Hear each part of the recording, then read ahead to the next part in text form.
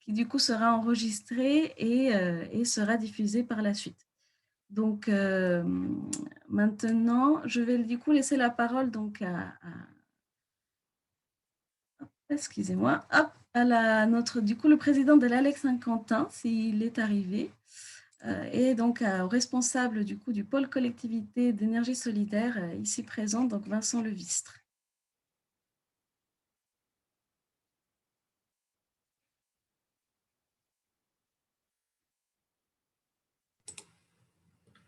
Bonjour à tous. Est-ce que Jean-Baptiste Amonique est présent? Il est présent. Oui, Oui, ok. bonjour. Bonjour. Vous m'entendez? Oui, on vous entend. Oui, je suis désolé, il y a eu quelques problèmes de connexion et j'étais dans la salle d'attente, comme on dit, du Zoom. Merci Madame Romero pour votre propos introductif. Je vais évidemment pas être très long. Remercier effectivement Énergie Solidaire qui a bien accepté, qui a souhaité co-organiser ce webinaire. On fait comme on peut en ce moment, on essaye de continuer à se réunir et puis à avancer, à débattre des sujets qui sont importants pour nous, notamment sur la transition énergétique. Alors avec le contexte sanitaire, c'est vrai que le webinaire s'avère être un outil très utile. Mais je remercie Énergie Solidaire, du coup, qui avec nous, avec l'ALEC de Saint-Quentin en Yvelines, propose aujourd'hui ce temps d'échange et d'information. Il sera évidemment question, ça a été dit, du décret éco-énergie tertiaire, qui, comme vous le savez, est issu du décret du 23 juillet 2019, qui impose une réduction des consommations d'énergie des bâtiments tertiaires. Tout ça vous sera évidemment expliqué. L'objectif de ce temps d'échange, grâce aux différents intervenants et acteurs qui sont avec nous ce matin, c'est d'expliquer en quoi consiste ce dispositif, quelles sont ses obligations, quels sont les objectifs aussi qui sont prévus, notamment les échéances au niveau des années, et puis les moyens techniques disponibles, les acteurs qui sont concernés, celles et ceux qui peuvent justement venir contribuer concrètement à ces réductions de consommation d'énergie. Vous faire un petit tour aussi sur de nouveaux dispositifs, notamment en termes de financement, ce qui a pu changer, ce qui a pu évoluer. Je pense à la DSIL côté plan de relance, où là évidemment il y a des choses assez nouvelles sur lesquelles il est important que vous soyez mis au courant. Donc tout ça, c'est l'objet de ce webinaire. Ça a été dans l'introduction, n'hésitez pas à intervenir selon les modalités qui vous ont été présentées. Juste un mot de nos intervenants qui sont connectés avec nous aujourd'hui, et je tiens à les en remercier. François Marconneau du CEREMA, Nicolas Dor qui est l'adjoint au chef du service du bâtiment à l'ADEME, et puis Mamoru Samassi de la LEC Pleine Commune. Donc merci à vous en tout cas d'être présents et de participer à ce temps d'échange. Je ne pourrai malheureusement pas rester avec vous tout du long de ce webinaire, mais je ne doute pas qu'il sera productif et constructif pour vous tous. Monsieur Lévistre, je crois que c'est à vous, donc je me permets de vous donner la parole. En tout cas, merci d'être connecté ce matin. Merci Jean-Baptiste Amonique, merci. Effectivement, moi je suis très heureux aussi d'être présent et de vous voir si nombreux ce matin. C'est vrai que le décret tertiaire est un sujet qui va être important pour toutes les collectivités, notamment sur 2021. Donc merci à l'ALEC et aux équipes notamment qui ont travaillé sur l'organisation de cette matinée. Merci à nos intervenants qui ont accepté de pouvoir être présents ce matin pour vous éclairer sur ce décret tertiaire. Ce décret tertiaire, c'est quelque chose qui peut être vu comme une obligation pour les acteurs sur le territoire, avec des échéances, on va dire, qui approchent assez rapidement. Ça fait peur pour beaucoup de collectivités, mais c'est une réelle opportunité, on va dire, sur les territoires en termes de transition énergétique, parce que le bâtiment, c'est un des principaux postes de consommation d'énergie, un des principaux émetteurs de CO2, donc qu'on a un fort potentiel d'action sur un patrimoine assez vieillissant. Et puis derrière aussi parce que cette contrainte du décret tertiaire va vous permettre derrière, vous, collectivités ou acteurs du privé, de pouvoir faire des économies derrière sur le fonctionnement en ces périodes, on va dire, de contraction budgétaire à tous les niveaux. Donc, je n'irai pas plus loin non plus parce que Jean-Baptiste Amon, qui a déjà tout dit, a été très clair et très concis. Juste pour vous préciser effectivement que nos équipes de l'ALEC et d'Énergie Solidaire sont là à vos côtés pour vous accompagner sur ces sujets. qui parfois peuvent paraître un peu compliquées à aborder. Donc, sans plus attendre, je vais laisser la parole à Cynthia et Aurélie qui vont justement vous présenter ou représenter, pour ceux qui nous connaissent déjà, nos associations et en quoi on peut vous accompagner au quotidien. Donc, merci et puis bon webinaire.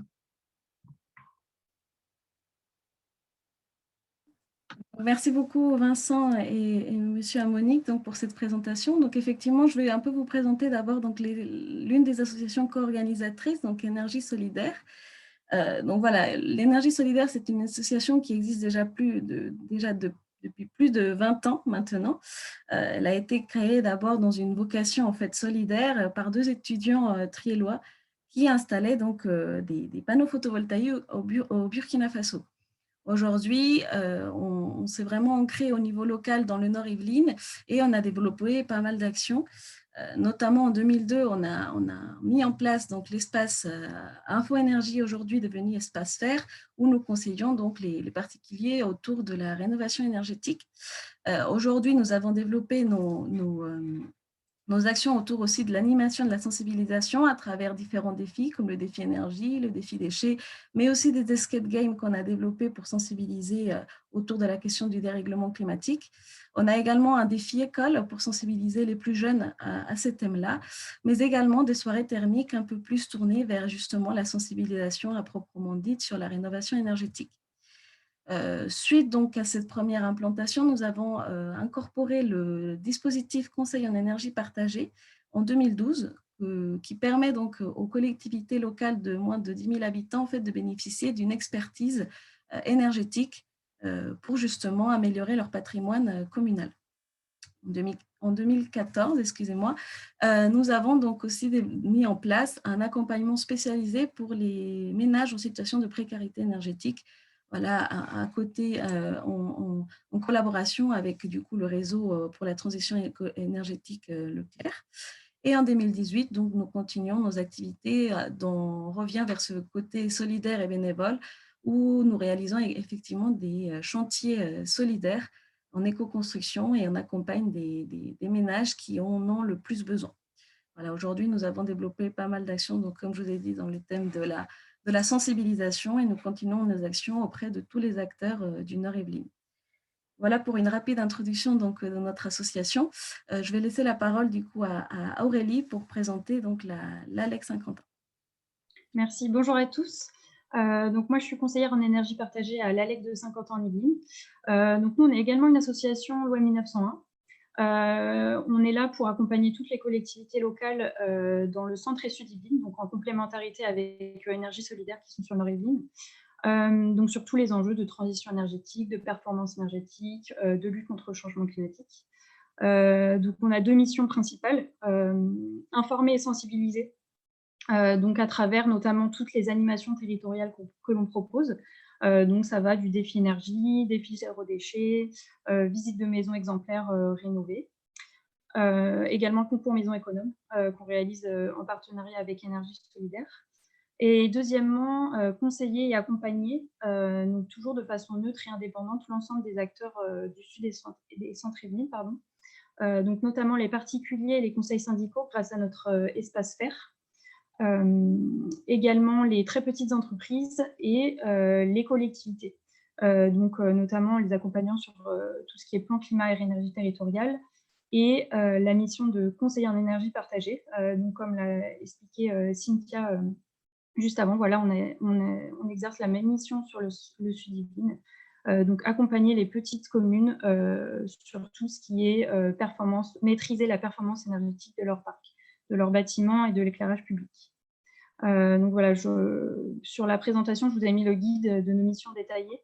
Donc on vous l'enverra à la fin de la présentation. Vous pourrez cliquer sur le lien pour avoir l'ensemble des détails. Donc je vais sans plus attendre passer la parole à Monsieur Marconneau du CEREMA, voilà, qui va nous présenter le décret tertiaire et quels sont les différents objectifs du décret.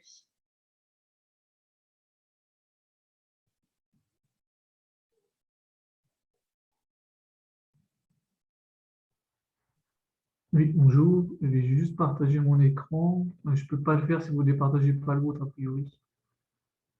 Ah, merci.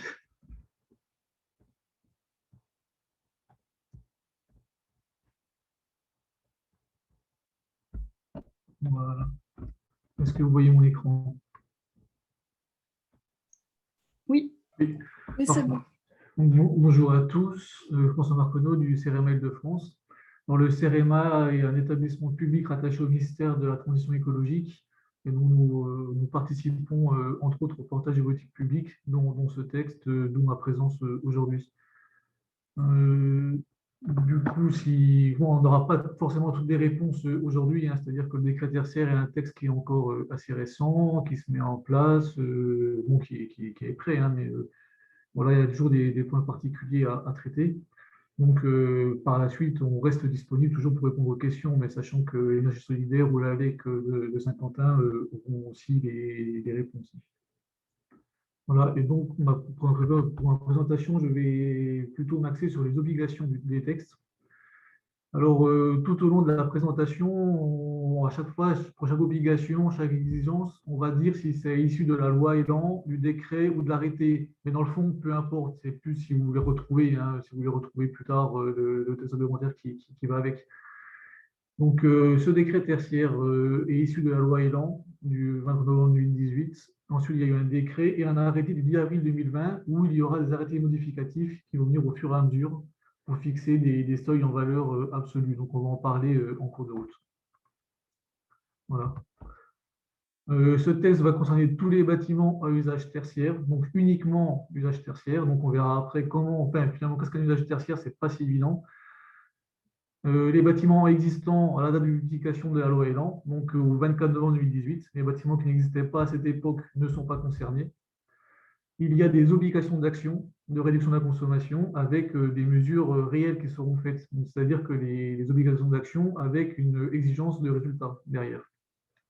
Et concerne tous les usages de l'énergie, c'est-à-dire que souvent vous avez dans les réglementations uniquement le chauffage, la climatisation, l'éclairage qui sont concernés, enfin, la ventilation. Et là, on va aussi inclure tout ce qui est lié à l'usager, donc tout ce qui est immobilier, donc les ascenseurs sont inclus dedans, tout ce qui est surprise électrique, donc les ordinateurs, les photocopieurs, etc. sont dedans. Et on va mesurer l'énergie finale consommée. Donc on parle bien uniquement en énergie finale, hein, pas en énergie primaire. Donc, les objectifs visés par les actions, ça va être des économies d'énergie à réaliser, une obligation d'économie d'énergie à réaliser pour les années 2030, 2040, 2050. On va surtout axer la présentation sur 2030, ce qui est la première échéance. Alors, 2030 qui peut paraître loin, mais qui n'est pas si loin. Quand on va voir les objectifs de la réglementation, vous verrez que 2030 arrive très vite. Et les exigences, il faut respecter une des deux options. Soit on s'engage à diminuer notre consommation de référence, enfin, en gros, sa consommation actuelle, on va y revenir, hein, de 40% d'ici 2030, 50% en 2040, 50% en 2050, soit on respecte une consommation en valeur absolue, une valeur absolue à ne pas dépasser. Alors là, c'est surtout pour les bâtiments plus récents, qui sont déjà assez performants. Enfin, on se rend bien compte qu'un bâtiment post-2010 ou RT 2012, on ne pourra pas faire des économies de 40% dessus, c'est quasi impossible. Donc, on va essayer plutôt d'atteindre l'objectif valeur absolue. Et donc, vous avez le choix pour chacun de vos bâtiments de respecter l'option 1 ou l'option 2. Cette réglementation va concerner à la fois les propriétaires et les preneurs à bail, c'est-à-dire que chaque partie, donc là, c'est pour tout ce qui est tertiaire loué. Alors, le locataire et le propriétaire ont des obligations. Donc, chacun doit remonter ses consommations d'énergie. Le plan d'action doit concerner les deux, etc. Sachant que, comme dans le cas du DPE, quand vous vendez ou vous louez un bâtiment tertiaire, il va falloir donner le certificat qui montre si on respecte ou non le décret tertiaire, si on est loin ou non de le respecter. Donc dans le bâtiment. Et il y a aussi une obligation d'affichage, un peu comme dans le DPE pour les ERP. Je vois qu'il y a des questions-réponses. Si vous voulez, on répond à la. Je ne sais pas ce qui était prévu, on répond à la toute fin du coup aux questions, ou vous répondez au fur et à mesure à l'écrit, peut-être. L'idée, c'était de répondre aux questions après votre intervention. Ok, très bien. Oui, écrivez-les bien au fur et à mesure pour pas les oublier en cours de route. Donc, le champ d'application exact, ça va être des activités tertiaires, activités marchandes ou non marchandes, mais uniquement les bâtiments dont la surface cumule plancher est supérieure ou égale à 1000 m² de tertiaire. Alors, donc, tous les petits bâtiments, du coup, sont exclus. Par contre, on raisonne à l'échelle de l'unité foncière. C'est-à-dire que si vous avez sur un site, par exemple un collège, sur un site qui a 4 bâtiments de 300 mètres carrés chacun, on va sommer les 4, vous serez à 1200 mètres carrés et donc vous serez soumis au décret tertiaire. Voilà, dans les parties de bâtiments à usage mixte, c'est-à-dire par exemple du tertiaire dans des logements d'habitation, alors là, vous y êtes soumis uniquement si la partie tertiaire dépasse les 1000 mètres carrés. Et si les surfaces bougent, par exemple, vous êtes à plus de 1000 mètres carrés en ce moment, mais qu'en détruisant un bâtiment désaffecté, vous le détruisez, vous êtes à moins de 1000 mètres carrés, l'obligation perdure. Et cette réglementation, alors ça nous concerne moins, alors, hein, mais ça s'applique aussi aux DOM, c'est un des rares textes finalement où les exigences sont un peu les mêmes dans les deux situations, DOM et métropole. Zoom sur le tertiaire, donc, je disais au début, le tertiaire, finalement, c'est des vraies questions. Finalement, qu'est-ce qu'un bâtiment tertiaire? Donc, c'est la première notion à maîtriser. En fait, dans les textes, on est reparti un peu sur une définition qui dit que le tertiaire, c'est tout ce qui n'est pas primaire et pas secondaire, grosso modo, et pas logement, hein, forcément. Donc, le primaire, le secteur primaire regroupe les activités d'exploitation des ressources naturelles, donc, par exemple, tout ce qui est agriculture. Secteur secondaire, c'est tout ce qui va transformer les produits du secteur primaire. Et tout ce qui n'est ni dans l'un ni dans l'autre cas, on est tertiaire. Et ensuite, pour la surface à prendre en compte, donc la surface qui est assez importante finalement, parce que il y a des bâtiments qui sont autour des 1000 mètres carrés, donc à quelques mètres carrés près, on peut être soumis au texte ou non. Donc, on somme bien les surfaces derrière sur une même unité foncière ou un même site, et on prend la surface de plancher, qui est définie par le code de l'urbanisme. Alors, sachant que là, en tertiaire, la surface de plancher n'est pas une surface qui est toujours connue. Donc, on accepte de prendre, d'utiliser la surface utile brute, qui est une surface qui est plus utilisée dans les bâtiments tertiaires, ou pour les commerces, la surface commerciale utile. Alors, sachant que pour les centres commerciaux, du coup, vous aurez la surface commerciale utile, auquel il faudra ajouter tous les surfaces communes. Et vous excluez de ces surfaces. Alors là, c'est défini au code de l'urbanisme, mais je le rappelle, vous excluez tout ce qui est aménagé pour le stationnement. Par exemple, un bâtiment de 900 mètres carrés avec 200 mètres carrés de parking souterrain, on est à plus de 1000 mètres carrés, mais les parkings sont exclus, donc vous êtes bien à moins de 1000 mètres carrés, donc vous n'êtes pas soumis au texte. Et tout ce qui est surface de locaux techniques, donc les chaufferies, les locales poubelles, etc. Il y a quelques exclusions à ce décret tertiaire. Donc tout ce qui est construction provisoire, même si je ne sais pas si on a des constructions provisoires de plus de 1000 mètres carrés, mais bon, en tout cas, on n'y est pas soumis.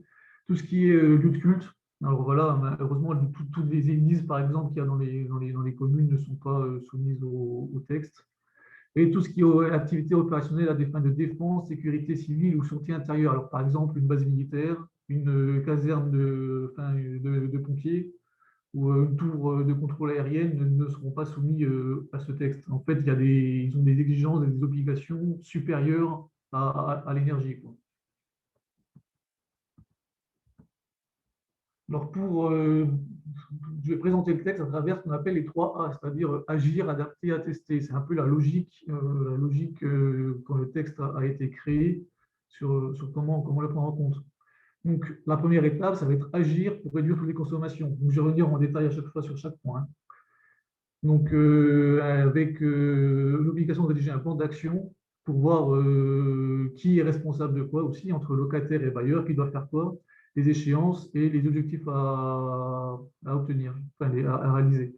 Ensuite, on peut adapter les objectifs de consommation, c'est-à-dire que suivant les cas, un bâtiment historique par exemple, ou un bâtiment qui est occupé de façon un peu différente, sous-occupé, suroccupé, on n'aura pas forcément les mêmes objectifs.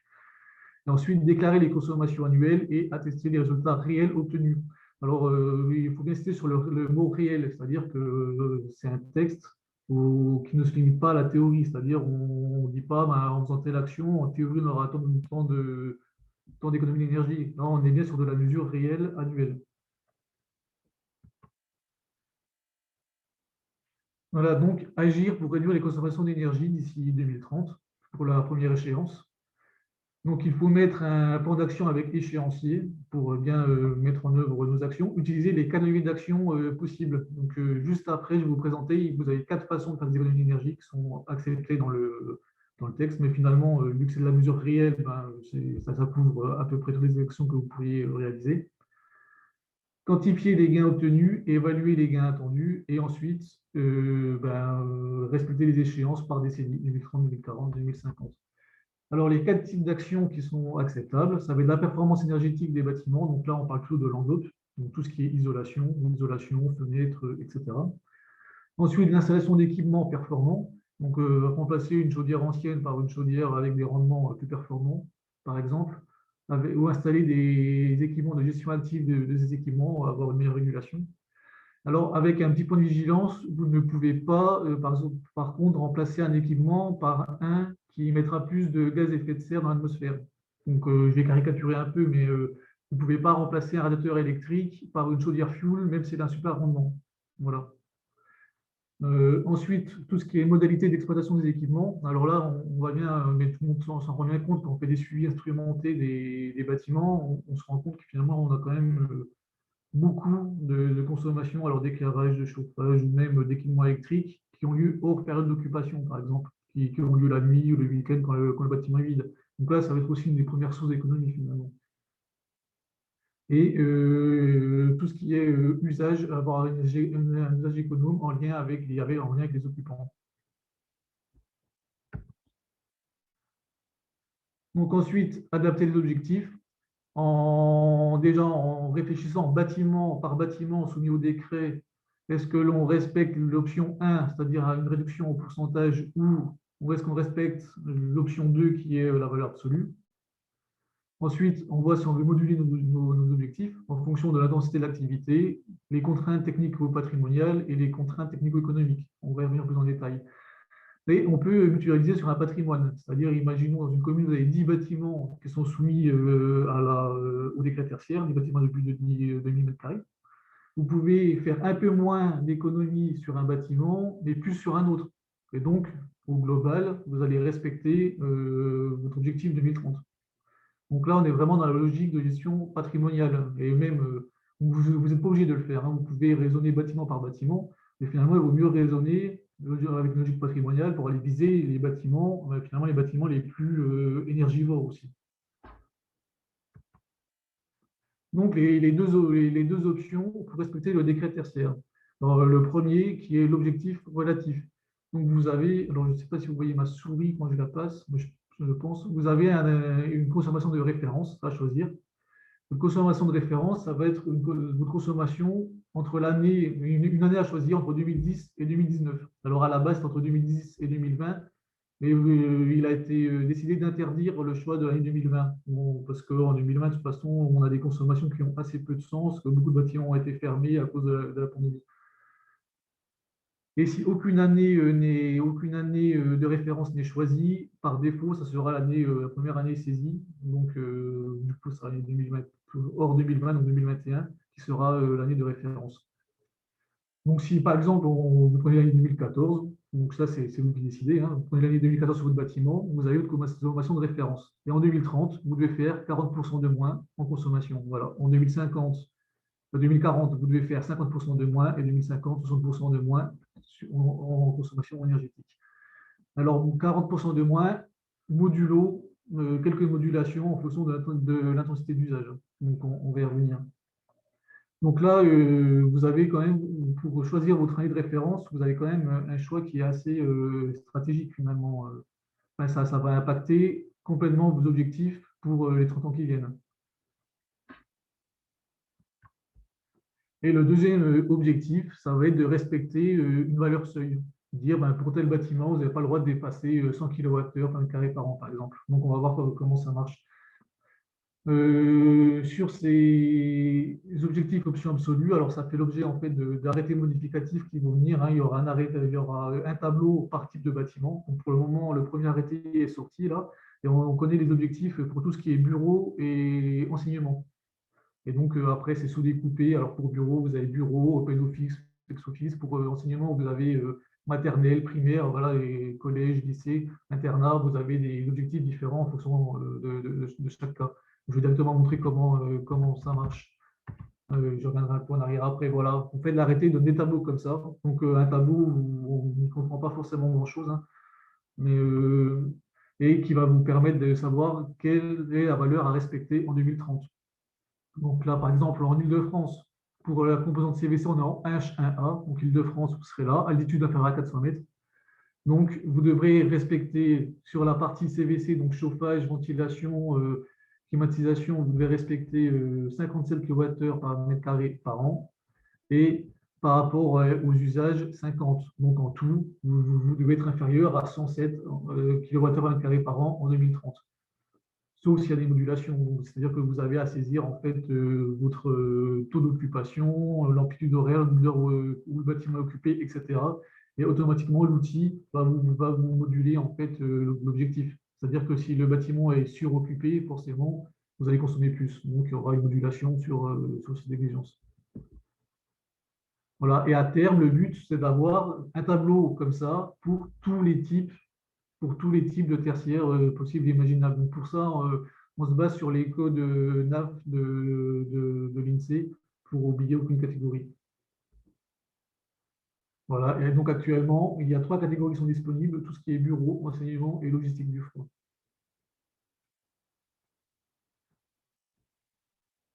Voilà, donc pour chaque bâtiment, vous devez respecter l'option 1, la valeur relative, ou l'option 2, la valeur absolue. Et il y a une possibilité donc de mutualiser les résultats à l'échelle de toute ou partie du patrimoine soumis à l'application. Donc, si vous voulez, vous n'avez pas d'objectif autant que tel à l'échelle d'un patrimoine, mais en fait, vous pouvez, en saisissant bâtiment par bâtiment sur la plateforme, vous aurez un objectif bâtiment par bâtiment. Et donc, en sommant les consommations objectifs 2030 pour chaque bâtiment, vous avez un objectif finalement au niveau du parc que vous devez respecter comme vous voulez. C'est-à-dire que vous pouvez respecter en travaillant beaucoup plus sur un bâtiment et moins sur d'autres. Pour les modulations qui existent, on a dit tout à l'heure qu'on pouvait moduler nos objectifs. Donc, il y a la modulation sur le volume d'activité. Donc là, on en a parlé. Vous allez, finalement, c'est le taux d'occupation, le nombre d'heures de bâtiments occupés, etc. Là, c'est automatique. Et ensuite, vous pouvez déposer un dossier pour demander une modulation des objectifs par rapport aux contraintes du bâti ou à cause des actions qui ont un coût manifestement disproportionné. Alors, si vous déposez un dossier, il faut, sur la plateforme Opera, donc il y a des exigences à respecter avec des pièces obligatoires à rendre et une étude énergétique à faire. Sachant que demander une modulation n'annule pas votre objectif de résultat. C'est-à-dire que vous allez pouvoir peut-être, avec la modulation, consommer beaucoup plus, mais ça ne vous empêche pas de faire des actions quand même d'économie d'énergie. Il faut quand même déposer un plan d'action. Donc le dossier technique, on ne va pas trop s'y attarder, sachant qu'il y a l'arrêté modificatif qui est sorti récemment, qui liste toutes les pièces à rendre dans ce dossier. Vous avez un peu de temps, on a jusqu'à 2026 pour déposer un dossier pour demander une modulation. Même si on peut commencer à y penser dès maintenant. Donc, obligatoire, je vais juste insister sur le dernier point, même si vous déposez une application, il faut déposer aussi un programme d'action. Donc, les modulations peuvent être dues aux contraintes techniques sur le bâti, par exemple, ne pas créer de pathologie sur un bâti existant. Enfin, on ne peut pas prescrire une isolation par l'extérieur ou une isolation conventionnelle, on va dire, sur n'importe quel bâtiment. Modulation due aux contraintes architecturales ou patrimoniales, surtout pour les bâtiments historiques. On se rend bien compte que dans les bâtiments historiques, on n'a pas la même marge de manœuvre que dans les bâtiments qui sont plus récents. Voilà, et donc une modulation, on peut demander une modulation si les coûts sont manifestement disproportionnés. Donc par exemple, pour l'enveloppe, si vous démontrez que les coûts sur l'enveloppe ont un temps de retour supérieur à 30 ans, sur les équipements, un temps de retour supérieur à 15 ans, ou sur tout ce qui est exploitation, où vous avez un temps de retour supérieur à 6 ans, vous pouvez demander une modulation. Parce qu'on est dans le cas d'un coût disproportionné par rapport au gain attendu. Voilà, alors ces dossiers de modulation ne sont pas faits par n'importe qui. Donc, ça peut être fait en interne, si vous avez les compétences. Il faut juste que la personne puisse faire des audits énergétiques. Voilà, et pour finir, déclarer et attester. Alors là, c'est vraiment sur la plateforme Opera, donc je ne vais pas détailler plus que ça, cette partie, comme c'est la présentation qui suit. Un exemple, concrètement, comment ça se passe, une collectivité, par exemple, une collectivité à 15 bâtiments de surfaces diverses et variées. Donc, la première étape, ça va être finalement de se dire qui, dans mes bâtiments, qui est soumis au décret tertiaire, qui ne l'est pas. Voilà, et on ne saisit que les bâtiments qui y sont soumis. Donc là, on a un exemple, par exemple, seuls 2 bâtiments dépassent les 1000 mètres carrés. Très bien, donc il faut connaître la surface, le statut et l'affectation, voir quel service c'est, etc. Et donc au premier semestre 2021, donc pour les 2 bâtiments, il faudra compléter sur Opera les fichiers de données qui sont nécessaires. Alors sachant que 2021, c'est une date qui peut peut-être glisser, hein, je ne sais pas, voilà, comme ça, le décret se met en place, peut-être que le calendrier va un peu bouger. Donc, il y a quelques pièces à récupérer sur ces bâtiments. Donc, vous avez la liste exhaustive des pièces à retrouver dans l'annexe 6 de l'arrêté modificatif du 24 novembre 2020. En sachant qu'il y a des pièces qui sont obligatoires et qui sont facultatives, donc vous ne pouvez pas tout retrouver. Voilà. Et donc, au second semestre 2021, vous pouvez commencer à rassembler l'ensemble des documents techniques de ces bâtiments, par exemple, tout ce qui est plan, DOE, commencer à penser à quels travaux, quel levier d'action on a sur ces bâtiments. Donc, commencer à les envisager. Voilà. Alors là, la plateforme Opera, je vais passer vite. C'est la présentation qui suit, hein, donc on ne va pas la détailler maintenant. Et donc, qui va vous fournir une attestation annuelle. Donc, tous les ans, finalement, tous les ans, vous allez devoir remplir en septembre ou plus tard les consommations de l'année N-1. Et donc, on va voir si vous êtes loin ou proche, la plateforme va vous dire si vous êtes loin ou proche de vos objectifs 2030. Juste une petite synthèse de calendrier. Alors, ça, c'est le calendrier actuel, c'est-à-dire qu'on peut glisser de quelques mois éventuellement. Et pour le moment, voilà le calendrier. Alors, là, on mélange un peu ce qui est obligatoire et ce qui est conseillé. Donc, avant le 30 septembre 2021, donc avant cette année, nommer un pilote pour chaque gestionnaire de parc. Voilà, et associer les personnes et les services concernés. Recenser son patrimoine et connaître, savoir quel est son patrimoine qui est concerné par ce décret tertiaire. Et récupérer les données de consommation des bâtiments. Donc, plus vite vous avez vos données de conso aussi, plus vite vous pouvez analyser votre année de référence et voir quelle année vous prenez. Créer un compte sur Opera et saisir la consommation 2020 des bâtiments assujettis et commencer à réfléchir au plan d'action. D'ici 30 septembre 2022, poursuivre l'établissement du plan d'action et commencer les actions les plus simples que vous pouvez initier tout de suite. Choisir sur Opera l'année de référence, si vous prenez l'option 1, et tous les ans, jusqu'à 2030, saisir avant septembre les consommations de l'année N-1. Alors, sachant qu'il y a des conventions qui seront passées entre Opera et des opérateurs, des pressions d'énergie, mais ça, je pense que Nicolas Doril, l'ADEME, en parlera. Voilà, et avant le 30 septembre 2026, déposer le cas échéant une demande de modulation. Pour s'informer sur ce décret tertiaire, vous avez surtout une foire aux questions sur le site de Opera qui est déjà disponible. Et c'est là que le ministère, finalement, c'est vraiment le site qui va faire référence. Donc, c'est là que le ministère répond directement, liste des questions et répond directement aux questions accessibles à tous. Voilà. Et le CEREA a aussi fait un dossier, donc vous avez le lien aussi dessous avec les obligations qui résument, qui disent un peu tout ça. Voilà pour ma présentation. Merci. Alors, on a quelques questions. De Patrick Gauthier, quid des bâtiments contraints, par exemple des bureaux qui sont situés dans un château, à proximité d'un château qui est classé monument historique, je suppose, pour lequel un gain important a déjà été obtenu juste avant l'apparition de cette obligation.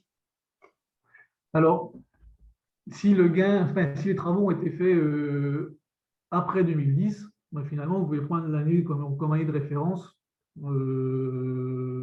l'année avant. C'est-à-dire si les travaux ont été faits en 2014, par exemple, vous ne pouvez pas comme année de référence 2013. Vous voyez ce que... Je ne sais pas si je suis très clair. C'est sûr que si les travaux ont déjà été faits et qu'en 2014, vous prenez l'année de référence 2015, ça va être compliqué de faire 40% supplémentaire d'économie. Mais ensuite, vous avez une modulation vis-à-vis des règles d'urbanisme. C'est vrai que j'ai passé un peu vite sur les modulations. Voilà, vous avez quand même sur les contraintes techniques sur le bâti, Si vous avez des modifications non conformes aux servitudes relatives aux droits des sols, droits de propriété, est-ce que des biens des personnes, aspect de façade et leur implantation, voilà. Donc, quand vous êtes dans une zone finalement monument historique, ben, vous ne pouvez pas changer la façade comme vous voulez. Hein. Oui, alors l'année de référence, je vois la question, quand on était à 2010. En fait, l'année de référence doit être après 2010. Mais vous choisissez l'année que vous voulez. On a quelques autres questions dans le chat. Alors, pour les prochaines questions, pensez bien à les poser dans l'onglet Q et R. Normalement, vous avez un petit onglet Q et R. Donc, on a une question. Quels sont les objectifs cibles pour les bâtiments qui sont déjà engagés dans la démarche d'eux-mêmes? Et sur quels textes sont inscrits et quelles valeurs de référence sont à prendre en compte? C'est-à-dire les bâtiments qui sont déjà engagés. Je n'ai pas compris. Vous voulez dire des bâtiments qui ont déjà eu des rénovations, c'est ça?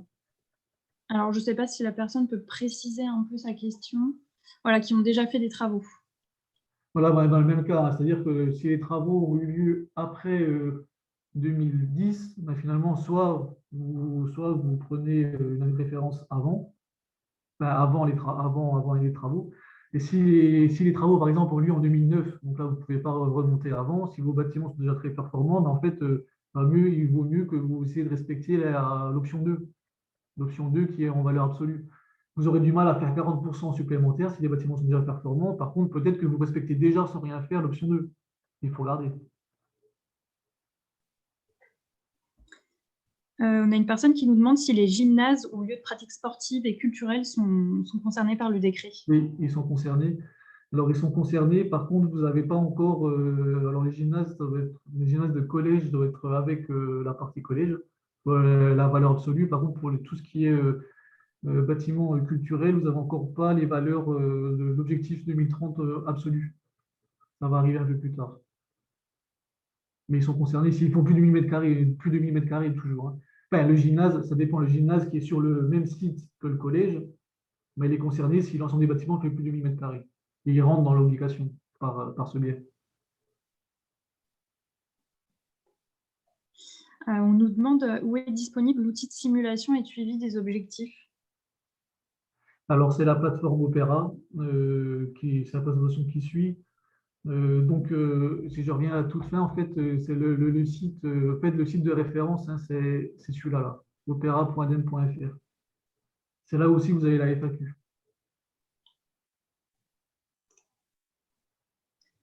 On va prendre peut-être une dernière question avant la prochaine présentation. On nous demande s'il y a des sanctions prévues en cas de non-respect des objectifs.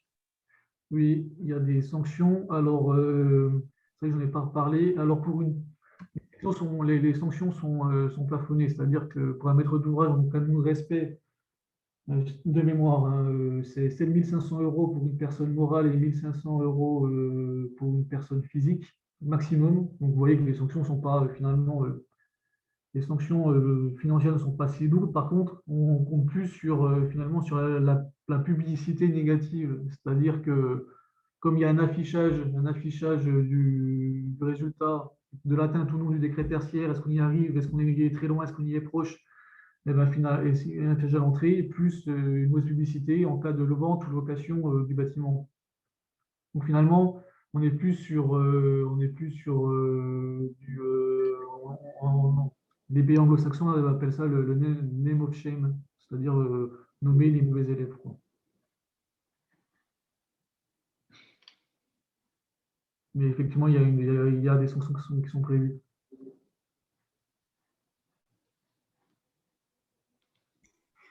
Ok, donc pour l'instant, on n'a pas d'autres questions. N'hésitez pas à les mettre au fur et à mesure dans l'onglet Q et R. On y répondra peut-être à la fin si on a encore du temps. On va passer à la présentation de Monsieur Nicolas Doré de l'ADEME. Bonjour à tous. Est-ce que vous m'entendez bien? Oui, on vous entend. On vous entend. N'hésitez pas à partager votre écran. Maintenant, vous pouvez le faire. Très bien, super. Désolé pour le retard. Aussi. Et merci à Monsieur Marconneau pour son intervention qui a été très claire, je pense. Ok. Une petite seconde, le temps que je partage.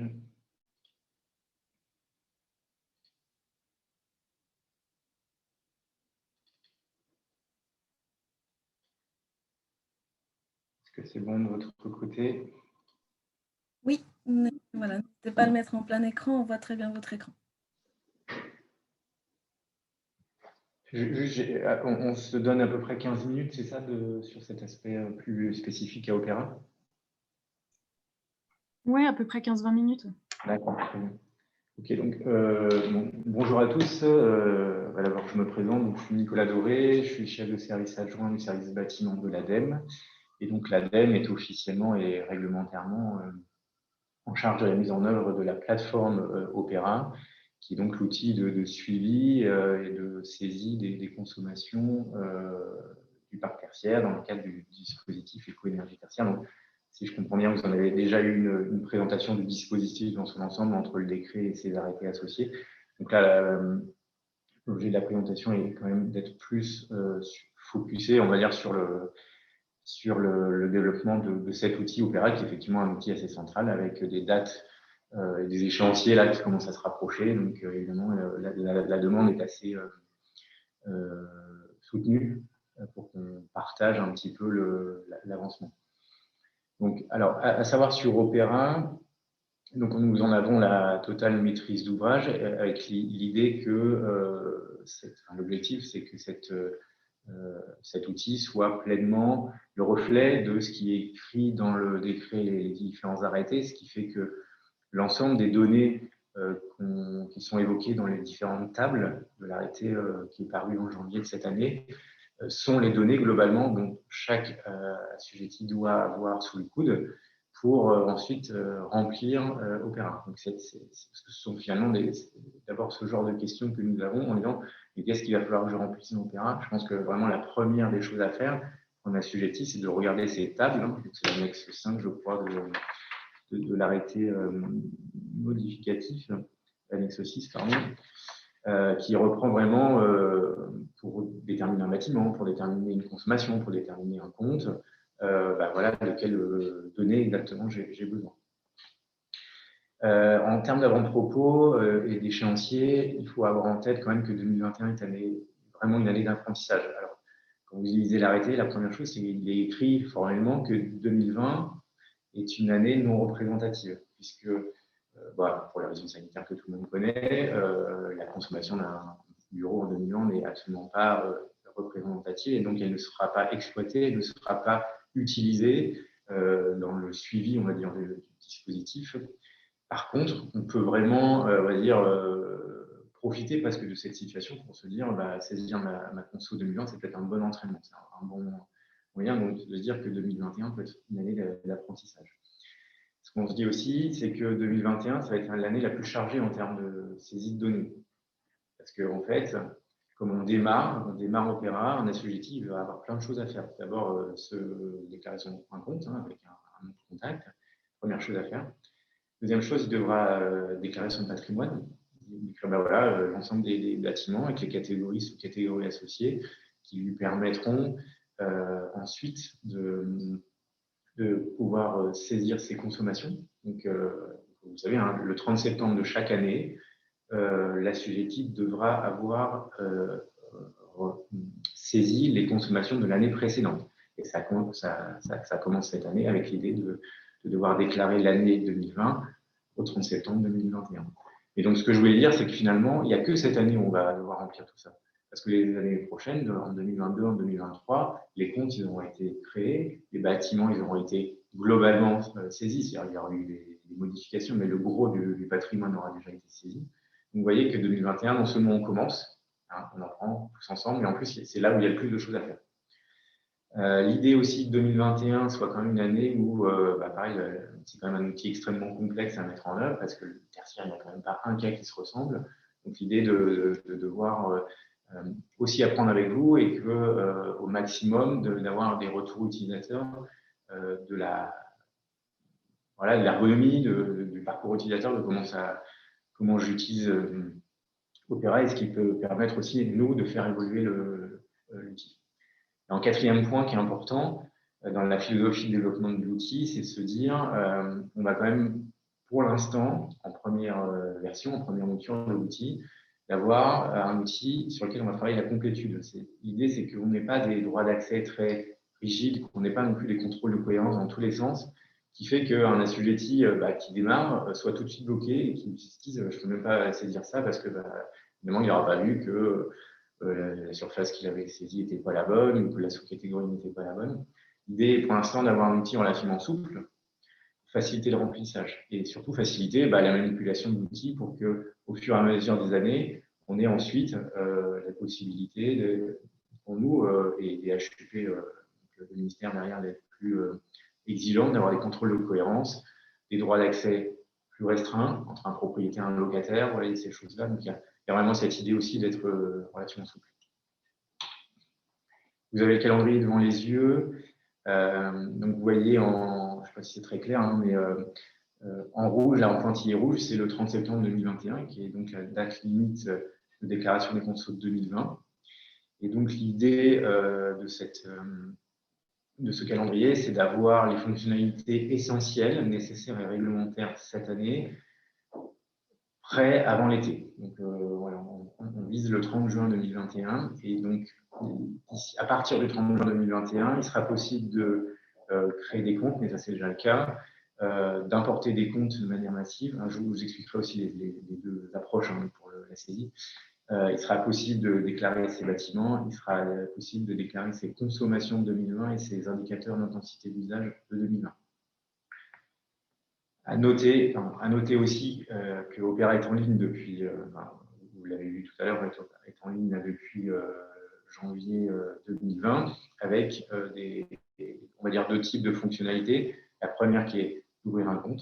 On peut déjà ouvrir un compte. Il faut avoir un SIRET, mais vous pouvez d'ores et déjà ouvrir un compte et donner des mandats, par exemple, à différentes personnes qui souhaiteraient, qui auraient la possibilité de saisir des consommations pour votre compte. Et puis la deuxième fonctionnalité disponible, c'est un peu un centre de ressources documentaires. Vous avez tout un tas de documents en téléchargement. Donc n'hésitez pas à les voir juste pour avoir l'information, d'une part. Et d'autre part, il y a une FAQ, là qui est plutôt gérée par le ministère parce que les questions qu'on a, elles tournent autour d'Opera, mais finalement, elles tournent aussi et surtout autour de l'interprétation de l'arrêté. Donc, il y a une FAQ qui est plutôt bien faite. Donc, je vous invite vraiment à aller voir parce que je vais, sans exagérer, je pense que 3 questions sur 4 qui nous sont posées, elles figurent dans la FAQ. Donc, vraiment, c'est un outil vraiment important. Si vous ne trouvez pas la réponse, posez la question directement à opera@lm.fr. Néanmoins, la FAQ, c'est déjà un ensemble de données et de réponses précieux. Là, je vous détaille plus les lots et les développements macro. Donc, je ne reviens pas sur les lots 1 et 1.1 qui sont déjà en fonctionnel, donc création de compte et attribution des droits. On travaille donc sur les lots essentiellement lots 2 et 3, donc avec l'idée de fournir ça au mois de mai et juin. Donc, je vous disais, d'abord saisie des éléments bâtimentaires qui décrivent une structure, elle a tel lot, soit est-ce que je suis propriétaire, est-ce que je suis locataire, dans ce lot-là, il fait quelle surface, et quelle catégorie, sous-catégorie j'y exerce dedans. Voilà, il y a l'ensemble de ces données-là à saisir pour les bâtiments. Et puis, donc, j'y reviendrai après, mais aussi la création de comptes en masse. Juste après, je vous dirai les deux philosophies de cette saisie. Et à partir de l'O3, mais juste un mois après, vraiment, l'idée, tout va arriver un petit peu juste avant l'été, la saisie des consommations. Pareil, soit manuellement, soit via l'import de fichiers CSV. Et donc là, par consommation, on entend bien consommation de 2020 et les indicateurs d'intensité d'usage de 2020.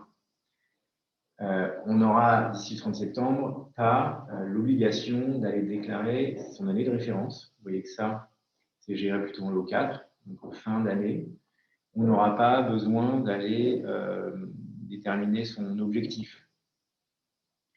Modulé, vous savez, ça sera déclaré plus tard, notamment pour la génération des attestations annuelles. Parce que une des fonctionnalités d'Opera, je ne sais pas si j'aurai le temps d'y rentrer dans les détails, mais c'est aussi de générer ces attestations pour dire voilà la consommation de référence du bâtiment, voilà où il doit aller en termes d'objectifs à 2030, 2040, 2050.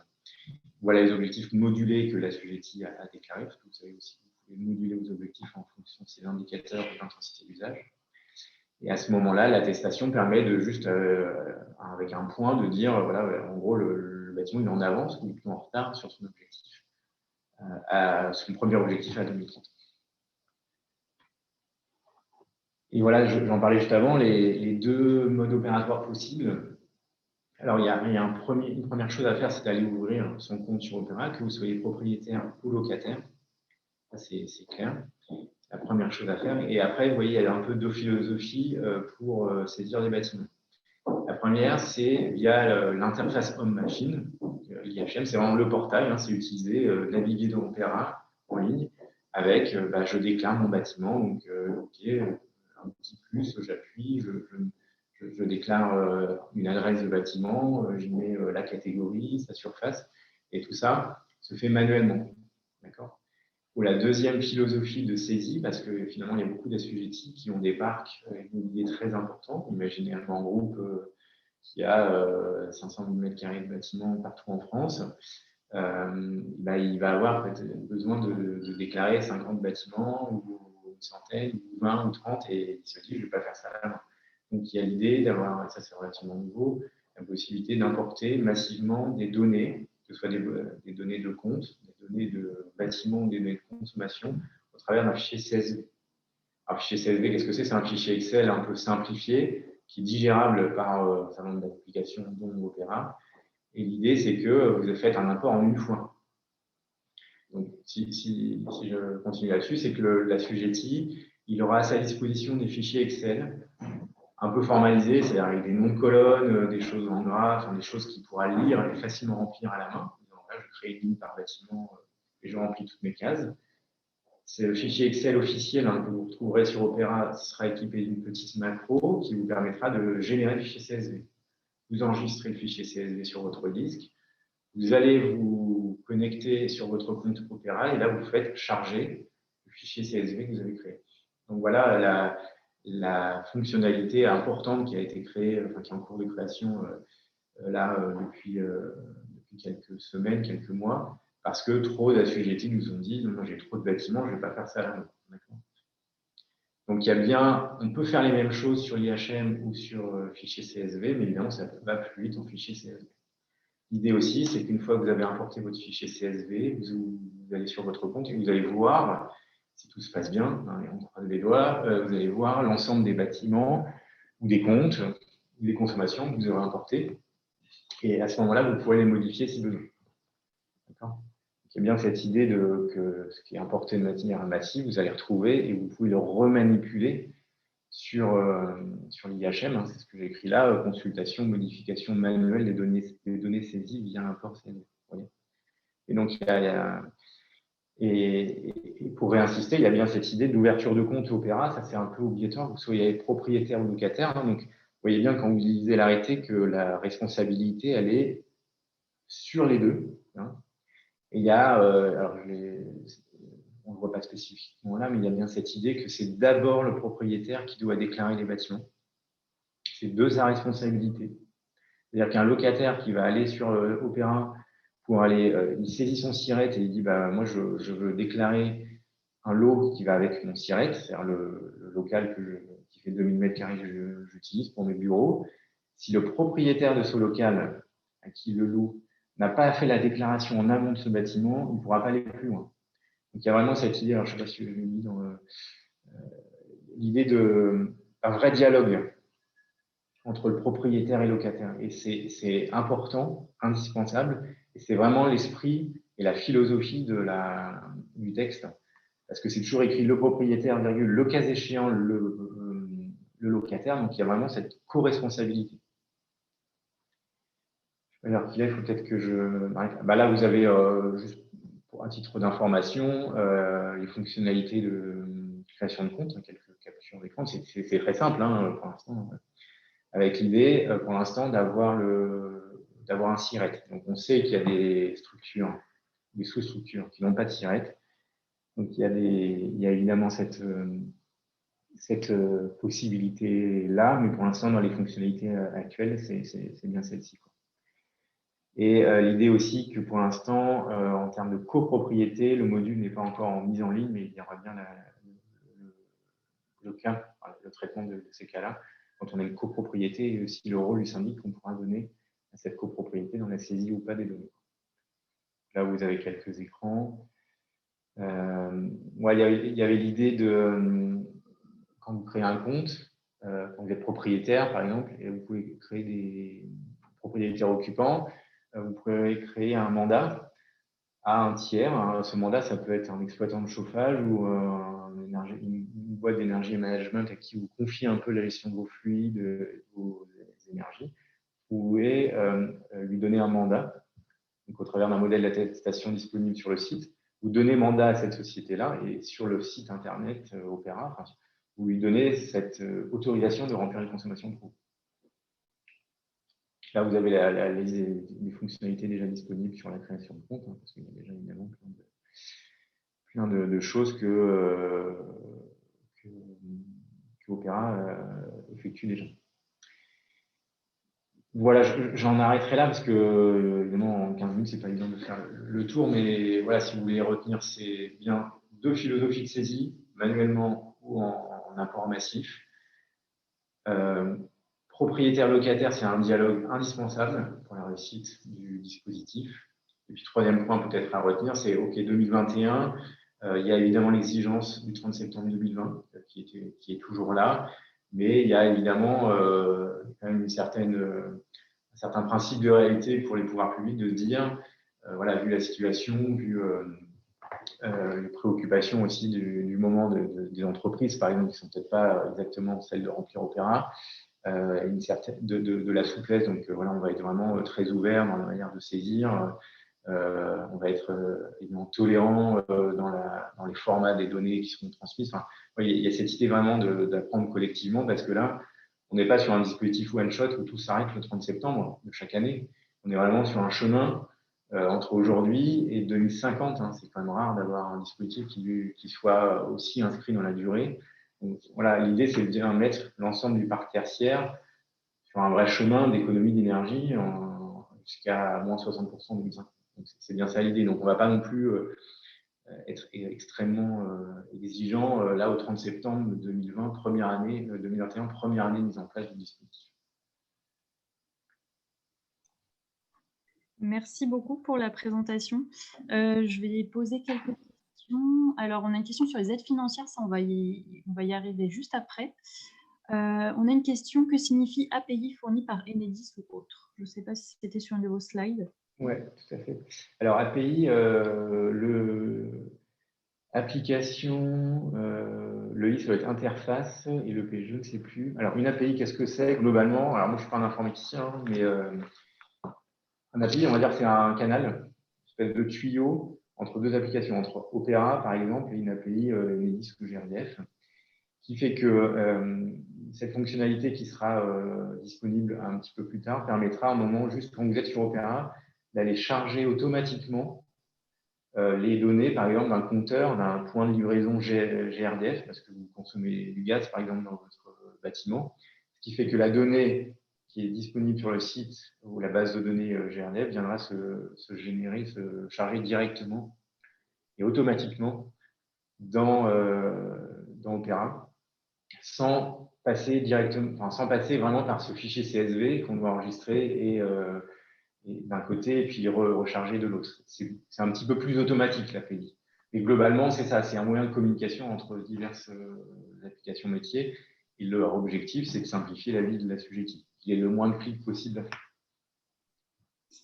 Et dans le même esprit, est-ce que cette connexion pourra être faite avec les plateformes virtuoses, notamment les CEP qui utilisent cette plateforme-là? Alors, actuellement, à terme, oui. Évidemment, beaucoup d'organisations différentes vous posent ces questions-là en disant moi, j'ai tel outil, est-ce qu'on va pouvoir communiquer? Pour l'instant, le parti pris, c'est que le fichier CSV, c'est un peu le langage universel qui permet quand même de faire communiquer un maximum d'applications. Donc, Virtuose devra, à terme, soit complètement ou automatiquement charger ce CSV, mais ça, je pense que ça nécessite évidemment des évolutions dans l'outil en lui-même.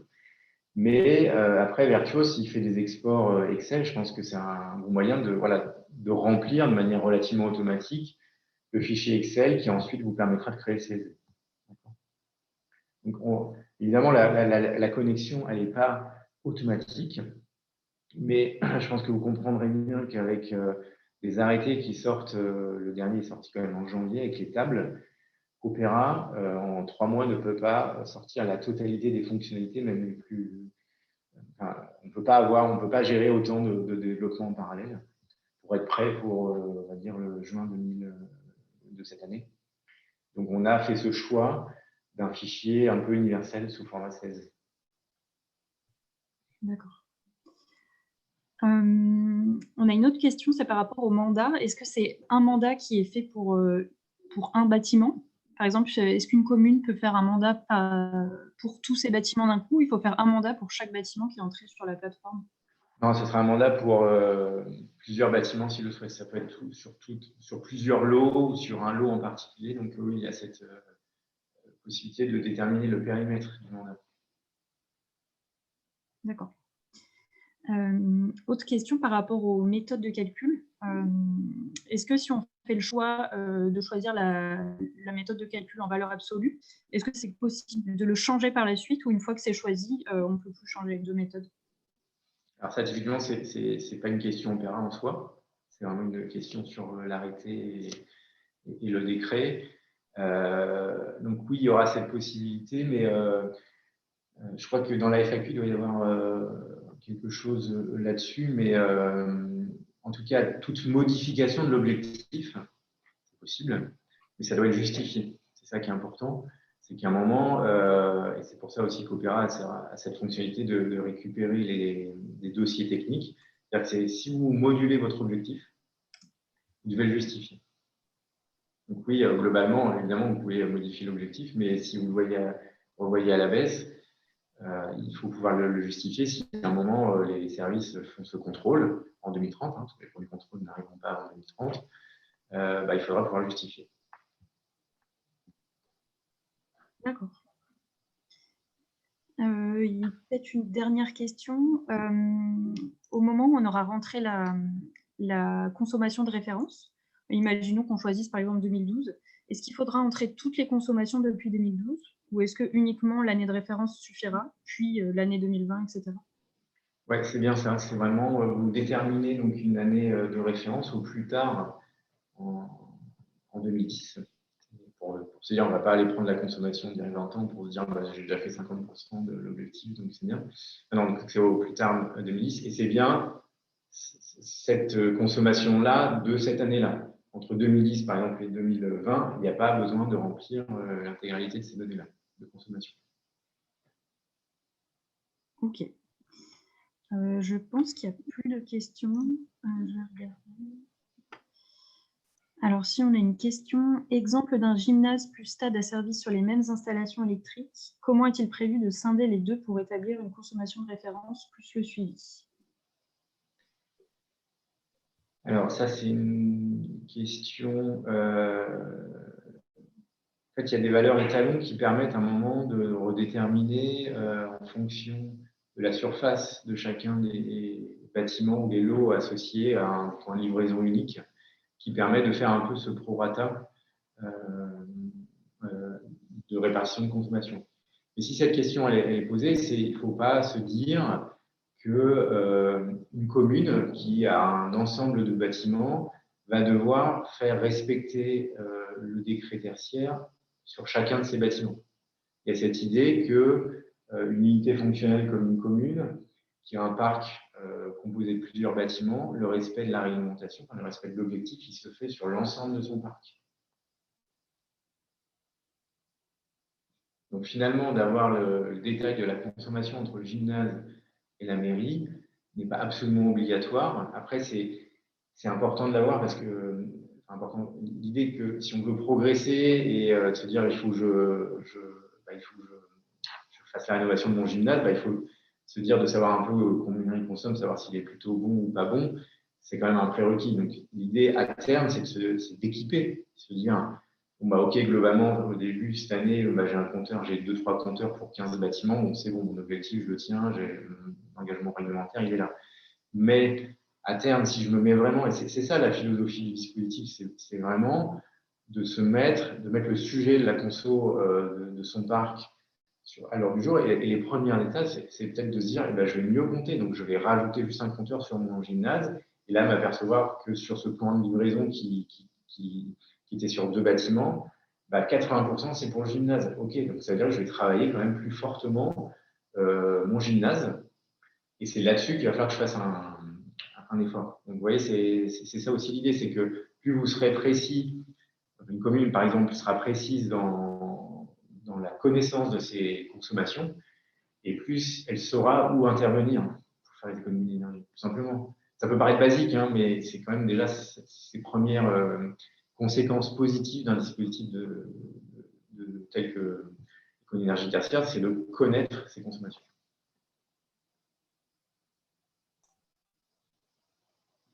Mais écoutez, je pense qu'on a répondu à toutes les questions pour le moment. Merci beaucoup pour votre intervention. On va passer à la présentation de l'ALEC Pleine Commune avec Mamourou Samassi.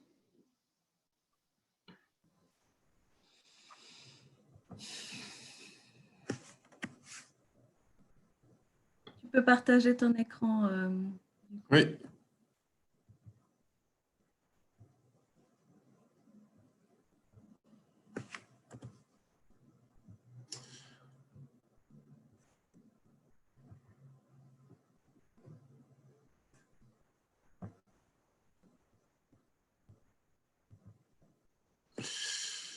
Ok, normalement, vous voyez mon écran.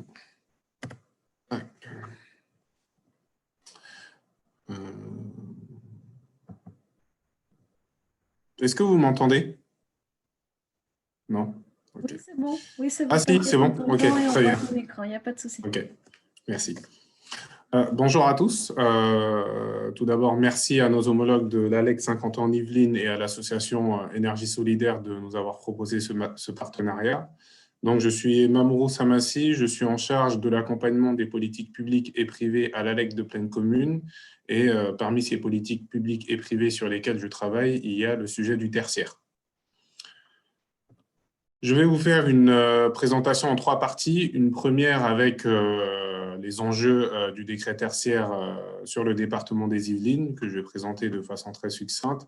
Une deuxième partie sur les enjeux spécifiques au territoire de Pleine Commune qui nous ont amenés à travailler sur ce sujet avant que ça devienne une des missions officielles du SAR, qui est donc le service d'accompagnement à la rénovation énergétique. Et puis une troisième partie sur les financements que vous pouvez mobiliser pour agir sur votre patrimoine, que ce soit pour le changement d'équipement ou des actions sur le bâtiment. Alors, brièvement, le parc tertiaire du département des Yvelines, c'est-à-dire le parc tertiaire qui est situé sur le territoire, c'est plus de 25 millions de mètres carrés. Ça représente à peu près 11% du parc tertiaire francilien. Les surfaces concernées par le décret tertiaire, donc celles qui sont obligées de mener des actions parce qu'elles font plus de 1000 m², c'est 1/3 des surfaces tertiaires départementales. Et si on se pose la question de savoir quels sont les actifs concernés, on se rend compte qu'il s'agisse des bâtiments ou des surfaces, les actifs qui ressortent en premier, c'est les commerces et les bureaux. Qu'est-ce qui nous a amené à travailler sur ce sujet à Pleine Commune? Alors, déjà, situant le territoire de Pleine Commune, c'est un territoire au nord-est de Paris, en première couronne, et composé de 9 villes situées en Seine-Saint-Denis. Pour nous situer par rapport aux Yvelines, nous sommes plutôt à l'est. Les enjeux du parc tertiaire à Pleine Commune, c'est quoi? C'est qu'en 12 ans, entre 2005 et 2017, on a un parc qui a augmenté de 92%. À cela s'ajoute le fait qu'on attend d'ici 2024 les Jeux olympiques et paralympiques qui vont se développer, qui vont se dérouler plutôt en Seine-Saint-Denis et en bonne partie sur Pleine Commune. Donc, il y a un certain nombre d'infrastructures tertiaires qui sont attendues par rapport à ça, que ce soit des équipements sportifs ou même des programmes de bureaux. Et à cela s'ajoute le fait que sur le territoire, on a une programmation qui projette d'ici 2030 plus de 1,7 million de mètres carrés supplémentaires de bureaux, ce qui correspond à la moitié de la Défense. Donc, compte tenu de ce développement économique territorial très centré sur le tertiaire, la question qui s'est posée, c'est quelles sont les implications énergétiques, notamment au regard du décret tertiaire. Donc, nous avons commencé à travailler sur le sujet en 2017 et en 2019, nous avons livré ce document où vous trouverez un état de l'art sur le sujet du tertiaire au niveau local, mais aussi en France, de façon plus générale. Vous y trouverez aussi des dispositifs et des outils pour mener à bien vos projets, des retours d'expérience qui se sont déroulés en Île-de-France ou ailleurs, et un plan d'action qui est différencié selon qu'on agit sur le tertiaire privé ou le tertiaire public, et selon qu'on soit locataire ou propriétaire de son bien.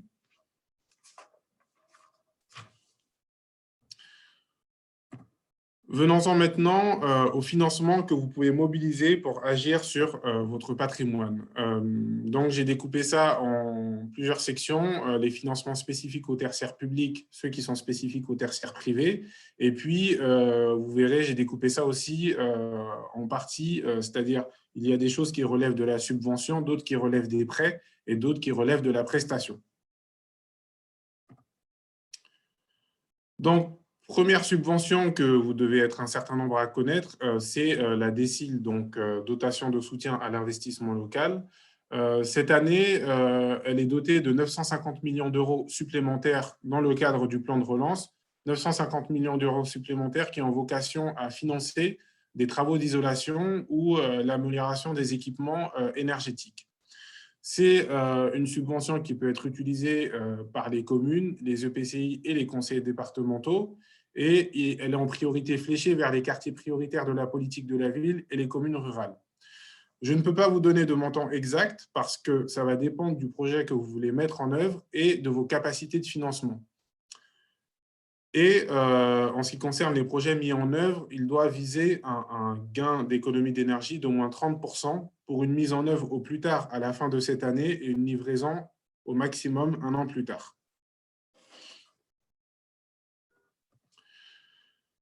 Autre subvention à votre disposition en tant qu'acteur public, l'appel à manifestation Charme de la FNCCR, qui a pour objectif la rénovation du patrimoine public du secteur médico-social. Pour en bénéficier, il y a deux éléments. Il y a la question de la taille de la collectivité, mais il y a aussi le fait d'être dans un groupement qui va inclure plusieurs partenaires. Il peut s'agir d'une collectivité qui s'allie à son syndicat d'énergie ou à son ALEC. Et en fait, les exemples qui ont été mis là le sont à titre indicatif, mais c'est à chaque territoire de définir son partenaire le plus pertinent pour réaliser le groupement. C'est une subvention qui va permettre de financer des postes d'économie de flux, des outils de suivi de consommation et la réalisation d'études. Et le montant maximum par membre de groupement est fixé à 250 000 euros. Ce qu'il faut savoir, c'est qu'il y a aussi dans le détail un montant maximum fixé par type d'action que vous allez mener. Par exemple, pour financer des postes d'économie de flux, le montant maximum est de 120 000 euros. Et pour l'ensemble du groupement, la subvention ne peut pas dépasser 1 million d'euros. Vous pouvez encore déposer vos candidatures jusqu'au 21 mai 2021 et cette subvention va couvrir les dépenses qui seront effectuées entre la signature de la convention et le 20 septembre 2023.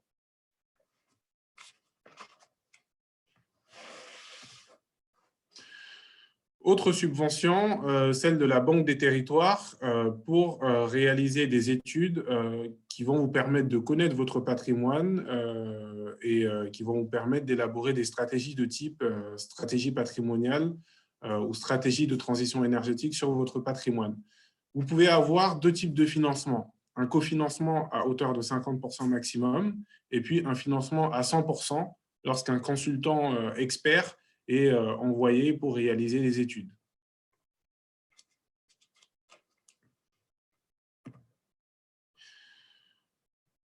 Venons-en maintenant aux prêts. À la Banque des territoires, il y a aussi ce qu'on appelle l'Intracting. Qu'est-ce que c'est? C'est un dispositif qui va vous permettre de financer toutes vos actions d'économie d'énergie qui ont un temps de retour sur investissement inférieur à 13 ans. Donc, il est accessible notamment aux collectivités territoriales et c'est un prêt qui peut couvrir jusqu'à 100% de vos besoins de financement avec un maximum fixé à 5 millions d'euros. Pour en bénéficier, vous devez disposer en tant que collectivité d'un économe de flux qui va contribuer à la définition du projet et qui va pouvoir le suivre tout au long de sa réalisation. C'est pour la Banque des territoires une certaine façon de s'assurer de la qualité du projet. Et à cela s'ajoute un autre élément qui est la création d'un fonds qui va sanctuariser les économies financières réalisées grâce aux économies d'énergie. L'idée étant que les économies financières de ce fonds soient réinvesties sur d'autres actions d'économie d'énergie, dans une logique de boucle vertueuse.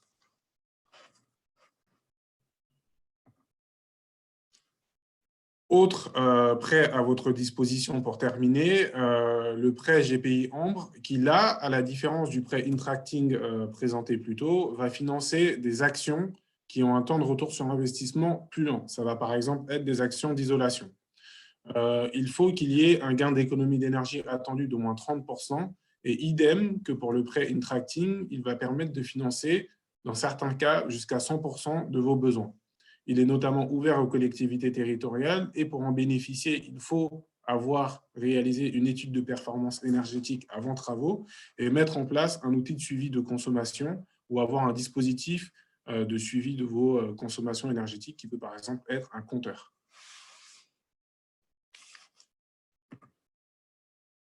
J'ai terminé en ce qui concerne les financements spécifiques au tertiaire public. Maintenant, en ce qui concerne le tertiaire privé, ce sont les financements dédiés que je vais vous présenter, mais c'est aussi des financements que, en tant qu'acteur public, vous pouvez promouvoir, que vous soyez élu ou que vous soyez en charge d'une direction du commerce ou du développement économique.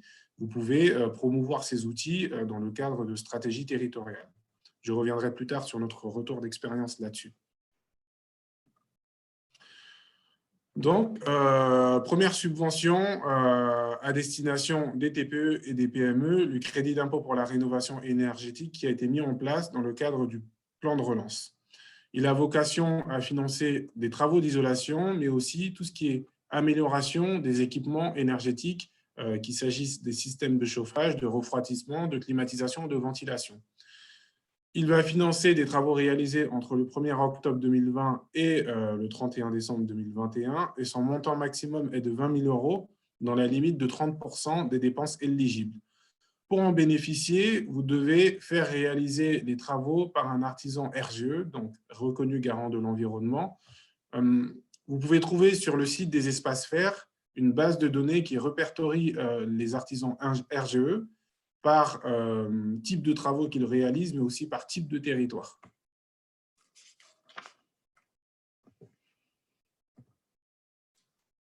Les prêts à disposition donc des entreprises. Donc ici, je vous présente le prêt économie d'énergie de la BPI, qui est à disposition des TPE et des PME qui existent depuis plus de 3 ans et qui va permettre de financer l'amélioration d'équipements d'efficacité énergétique.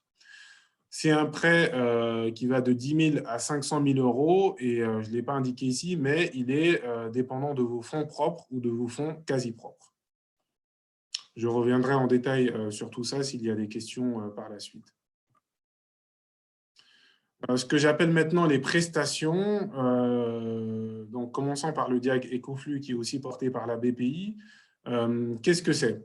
C'est un dispositif qui va vous permettre de réaliser des économies de fluide et de matière. Donc, qu'est-ce qu'on entend par fluide? C'est l'eau et l'énergie, et par matière, donc c'est les matières premières dont vous avez besoin pour votre activité, mais aussi les déchets que vous produisez. Comment ça va fonctionner? Ça passe par l'envoi sur site d'un expert qui va venir d'une certaine façon diagnostiquer les économies réalisables et pendant 1 an, il va vous accompagner dans leur mise en œuvre. Et au bout d'1 an, il y aura une évaluation et cette prestation, elle coûte entre 1 000 ou 1 500 € en fonction de vos effectifs, sachant qu'elle est à disposition des entreprises qui ont entre 20 et 250 salariés. Autre outil que je qualifie de prestation qui, là, va vous permettre de connaître votre patrimoine, le dispositif Perf Énergie qui est porté par la Chambre de commerce et d'industrie. En fait, c'est un audit énergétique qui est à destination des PME, donc un dispositif qui va vous permettre de connaître votre patrimoine, mais qui en plus vous permettra un accompagnement sur la recherche de financement, mais aussi la possibilité de mise en œuvre de l'ISO 50001, qui est une norme de management de l'énergie. Venons-en maintenant au financement commun aux acteurs publics ou privés. Première subvention, donc c'est une subvention européenne qui s'appelle ELENA. Je ne me souviens plus de ce que signifiait l'acronyme. Il a vocation à financer les actions d'efficacité énergétique sur les bâtiments non résidentiels, donc les bâtiments tertiaires. Mais pas que, mais il finance aussi ça.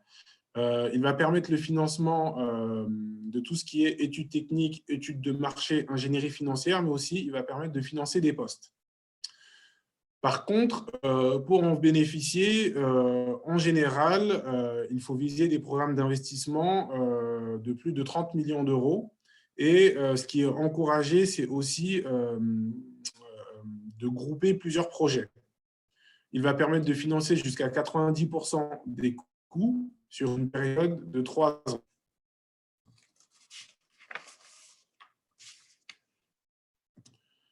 Dernière subvention commune aux acteurs du tertiaire privé et public, les certificats d'économie d'énergie. Je l'ai présenté de façon très succincte parce que selon qu'on soit un acteur privé ou public, il y a des différences dans lesquelles je rentrerai s'il y a des questions. Mais pour résumer, c'est un dispositif qui va financer vos actions d'économie d'énergie et son montant va dépendre de 2 choses.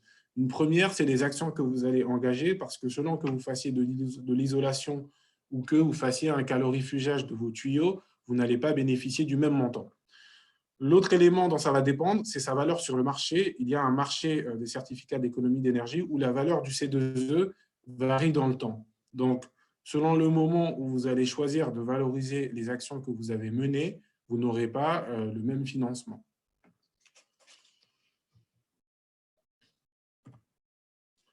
Pour terminer, quelques éléments clés quand même pour bien réussir vos projets.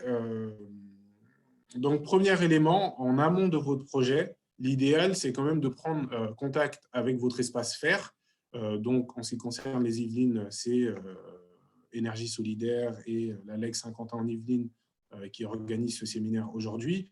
Et qu'est-ce que vous allez trouver dans nos espaces? Donc, vous allez trouver une certaine expertise et aussi la possibilité de prendre du recul sur votre projet et à le voir dans sa globalité. Pour donner un exemple, récemment à la LEC de Plaine Commune, j'ai été contacté par un acteur du tertiaire privé qui, pour des raisons d'inconfort thermique, voulait changer ses fenêtres. Eh bien, je l'ai aidé à prendre du recul en lui faisant comprendre que le bâtiment, c'était un tout, qu'il y avait les fenêtres, il y avait le système de chauffage et que peut-être que dans une logique globale,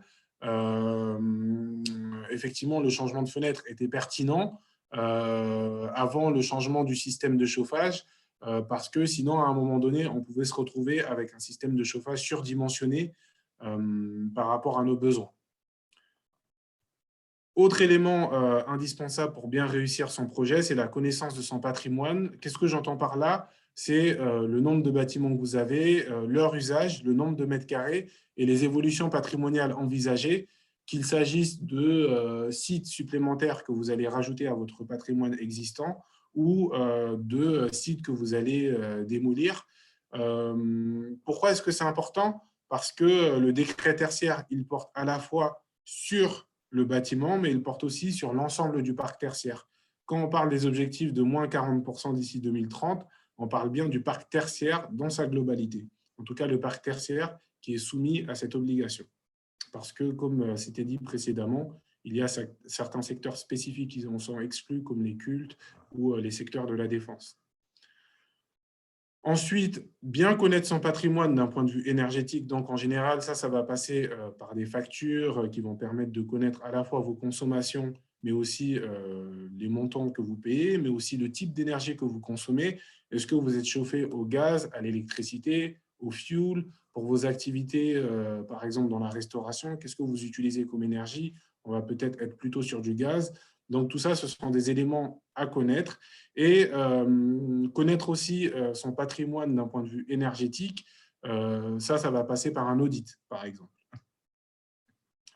Et donc, la connaissance aussi des aspects énergétiques de votre patrimoine. Qu'est-ce que j'entends par là? En général, un bâtiment, il y a un prestataire qui s'occupe de la maintenance du système de chauffage, et notamment dans les collectivités, ce prestataire, il est parfois partie prenante de contrats qui obligent à des travaux tous les ans ou tous les 2 ans.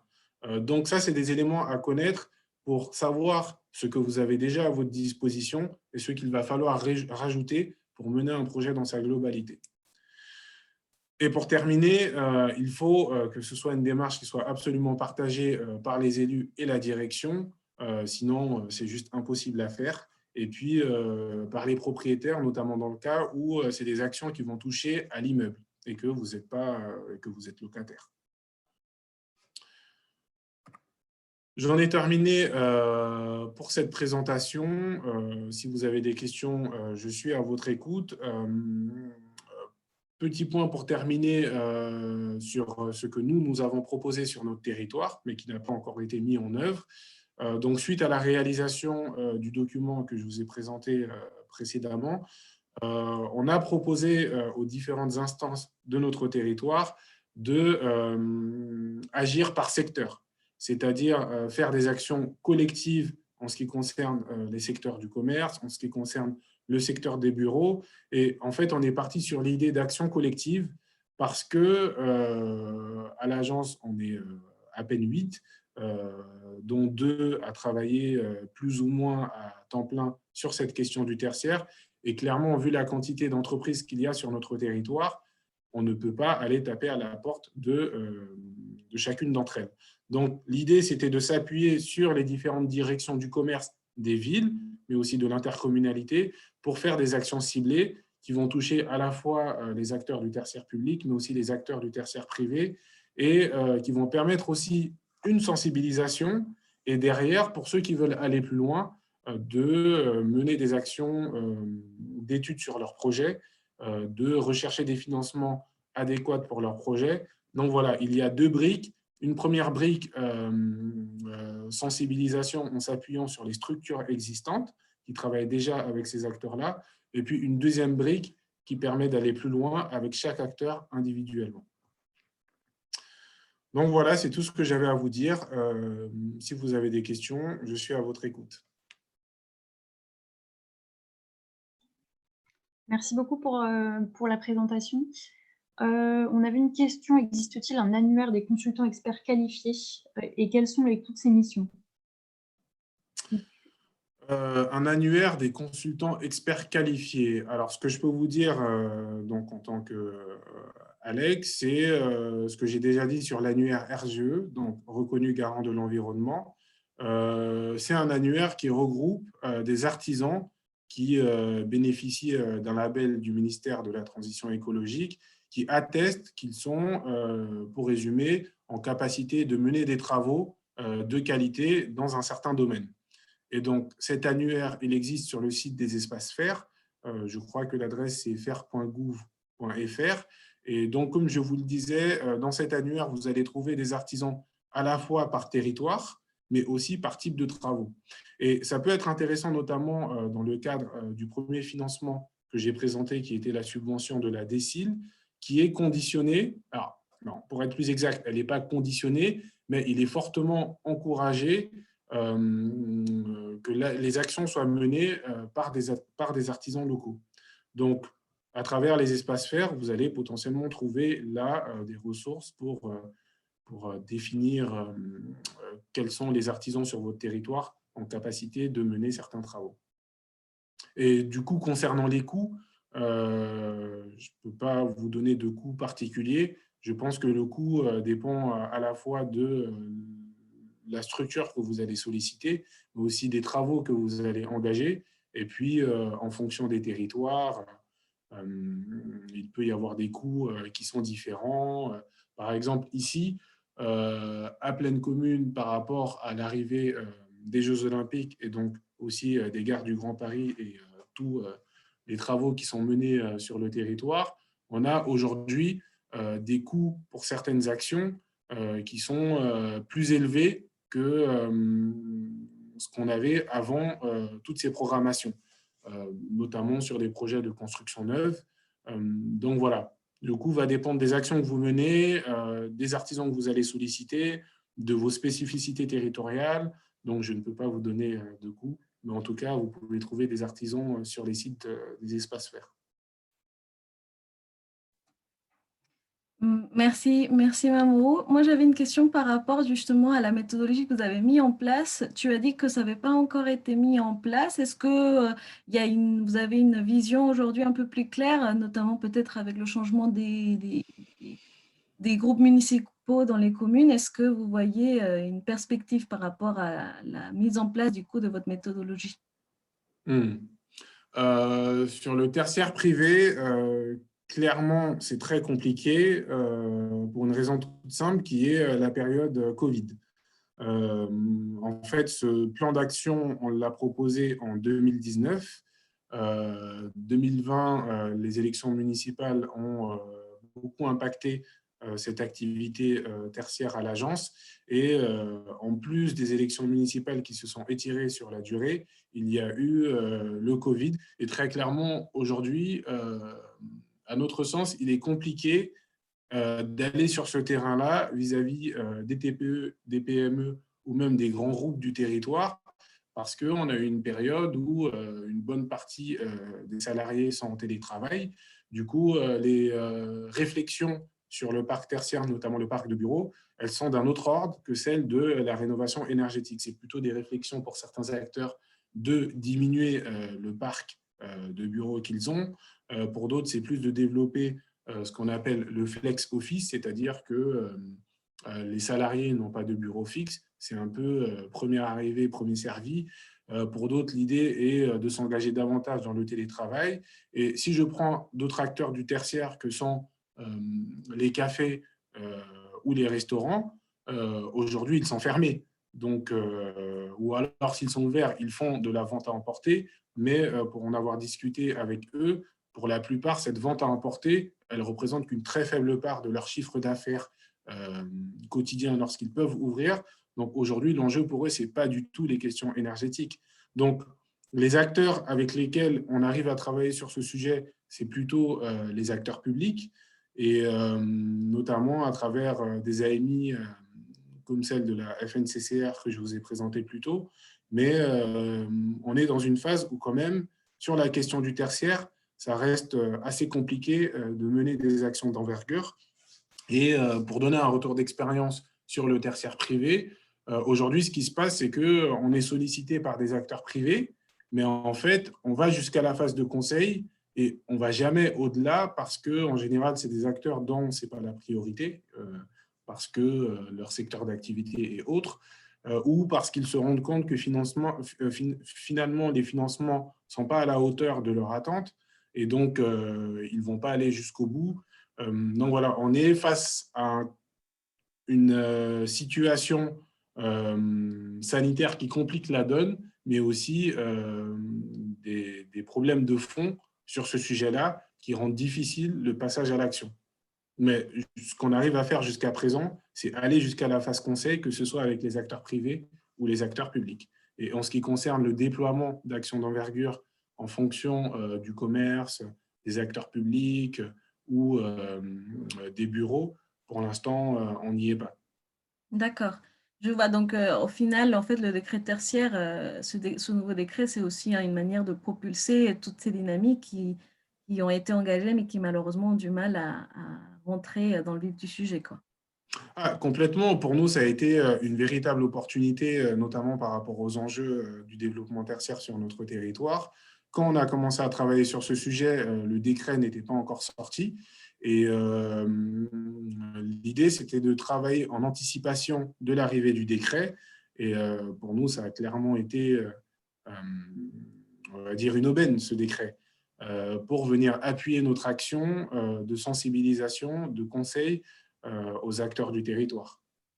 D'accord. Très bien. Merci beaucoup, Mamoru, pour ta présentation et ton retour d'expérience qui, du coup, permet un peu de mettre des actions derrière tous ces financements et toutes ces préconisations. Nous aimerions, pour finir, si M. Marconneau est encore là, lui poser quelques questions qu'on n'avait pas pu poser tout à l'heure parce qu'on avait peur par rapport au timing. Voilà, notamment par rapport… donc Aurélie, je peux te laisser lui poser la question. Oui, alors on avait une question par rapport au potentiel passage à 500 mètres carrés pour l'assujettissement des bâtiments. Est-ce qu'on a des nouvelles par rapport à ça ou c'est quelque chose qui a été abandonné? Alors, abandonné, je ne sais pas, mais ce n'est pas dans l'actualité en tout cas. D'accord.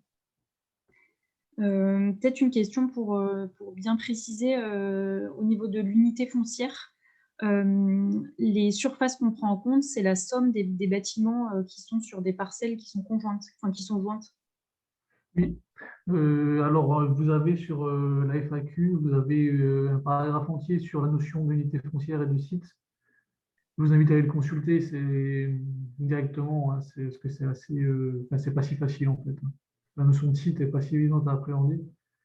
Donc, il y a un gros paragraphe qui détaille ça sur la FAQ. C'est au tout début, de la plateforme. Est-ce que vous voulez que je partage mon écran de la FAQ? Je l'ai devant les yeux là. Oui. Oui, j'ai lâché la main. Oh, attendez. Hop.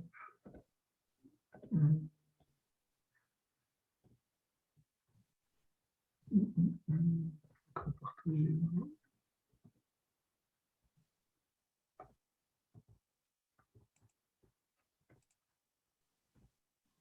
Voilà, là je suis sur la FAQ. Et vous avez tout ce qui est site et notion de site avec que je retrouve.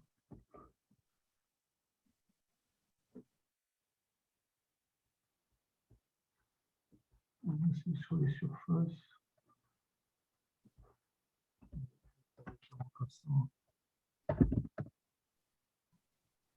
Ça peut marcher. Voilà.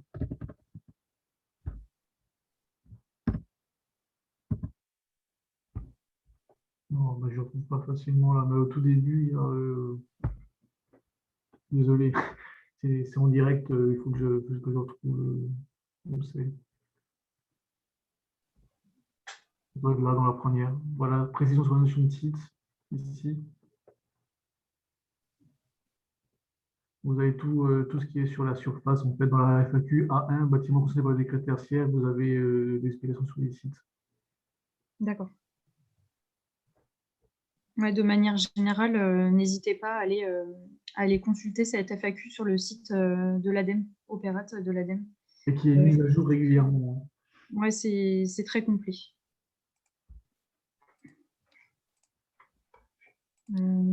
Pour l'instant, on n'a pas d'autres questions. Si des participants ont des questions, vous pouvez toujours les poser dans l'onglet Q&R. Mais je pense qu'on a répondu déjà à pas mal d'interrogations. Et si des questions viennent après cours, de toute façon, vous pouvez aussi vous pouvez répondre. Et sinon, on peut aussi répondre. Hein, voilà, il y a une adresse mail en début de présentation. On peut essayer de répondre aussi aux questions si ça vient après. Voilà. Oui, si on a beaucoup de questions par la suite, on fera un mail groupé ou quelque chose. Oui, exactement. N'hésitez pas à voir les questions, les compiler.